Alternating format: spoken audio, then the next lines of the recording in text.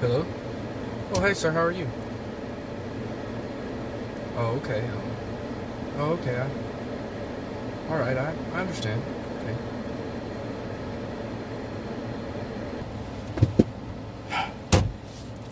I can't believe it. 25 years means nothing to these people.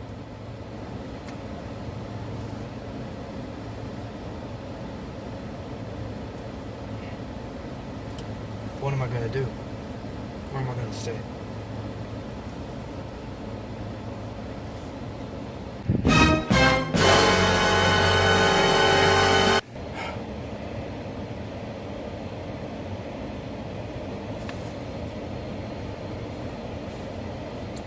Hello, is this a Mick Wyerson? Yeah, I'm with Covington Credit, and I was wondering how much money you owe us here. Oh, you say $1,000? What if I cut that in half, but you have to owe me a favor? I see. I see. Just remember my name. You owe me a favor for this. Hello, Mr. Bravo. I'm with Covington Credit. It seems like you owe $1,400 on your car payment. What if I were to take a $300 off of that? Would you owe me a favor? Hello, is this a Mr. Estrada? I see, yeah.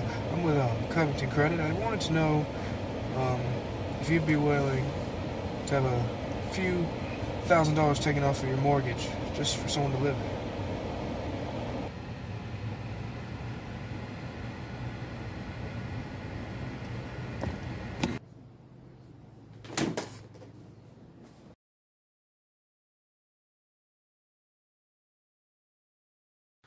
Alright, howdy. So what you just watched was a recreation of the parable Luke 16, 1 through 13, which is the parable of the dishonest manager. Hopefully the recreation was pretty good. Put a little bit of time into it, but I hope it was pretty good. Yeah, so this one is a little different than a lot of parables in the Bible. Usually there is a protagonist, and in this one it's really kind of two antagonists with the manager and his boss or whatever, you know. I find it kind of unorthodox and a little confusing. So I had to read it a lot of times, do a lot of research, but I've come to the conclusion that this verse is mainly about like how we are stewards.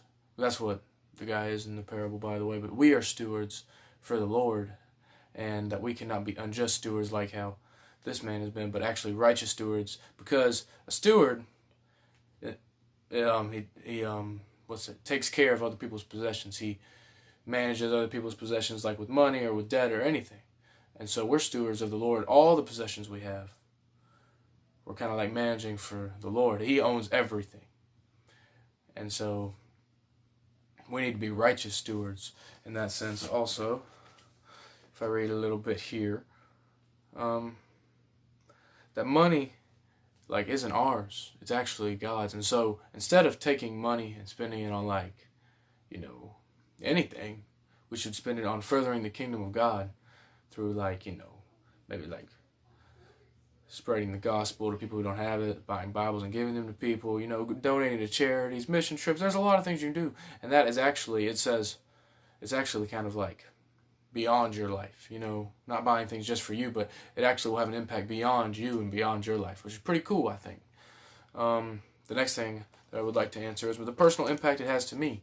And I think everyone, especially in today's society, can respond that sometimes, I act selfish sometimes, and I don't like it, but I mean, it just happens, especially with money, because it's like, I've earned this money, this is my money or whatever, but in actuality, it's not, so I should personally be less selfish with my money and, maybe give to the less fortunate. And whenever I'm not buying things that I need, maybe just not buy things at all, instead of buying things you want, like candy or video games or anything like that. I don't know.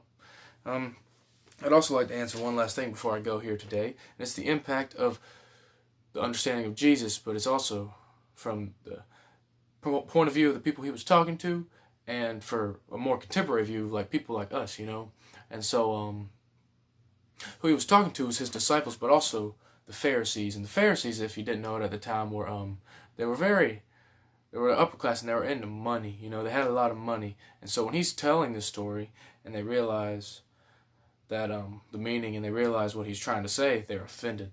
They take it as like a slap in the face, like money is ours and all this type of stuff.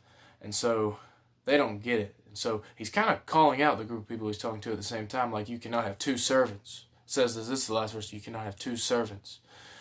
You either serve God and then you are using your money to serve God, or you are dishonest to God and you're serving money in a way. Well, these Pharisees are Jewish people, is what you got to realize. And so this is like a slap in the face, and they ridicule Jesus and all these things. But Jesus says that the Lord knows your heart. And so like you're just not going to go to heaven. And so that's the end of that, And so I feel like that's how people then took it. And also I feel like that it's like Jesus is willing to do whatever it takes for the Lord, and that's what we should do, because we should be more like Jesus. Because they don't realize he's going to go die on the cross at some point in time. But that's kind of like another showing, like, oh, wow. Instead of, spending all of his money, he kind of tries to spend money through the Lord and stuff like that. So that's pretty cool.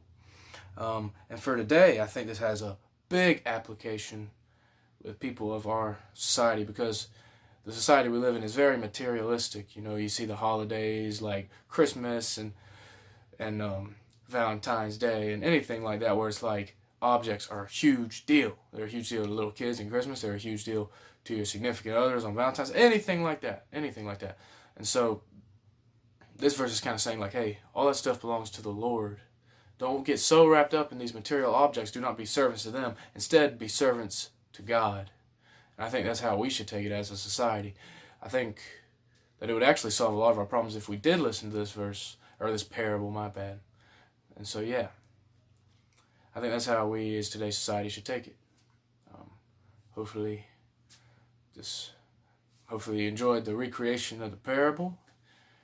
Yeah, till the next one.